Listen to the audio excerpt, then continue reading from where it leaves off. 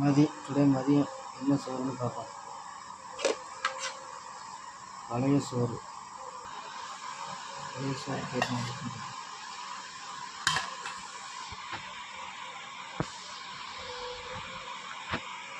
கூட்டு, காலிஃப்ளவர் பக்கோடா, வெங்காய போண்டா, தேங்காய் தொயில், அப்புறம் தயிர். எல்லாம் டுடே மதியம் ஸ்பெஷல் டே. பழைய சோறு, கூட்டு, காலிஃப்ளவரு, வெங்காய போண்டா, துவையல், தயிர். ₹20 received on PhonePe. எல்லாத்தையும் வச்சு சாப்பிடுங்க. உடம்பு ஆரோக்கியமாக ஹெல்த்தாக இருக்கும். நான் இதை சாப்பிட்டு அப்படின்னு சொல்கிறேன்.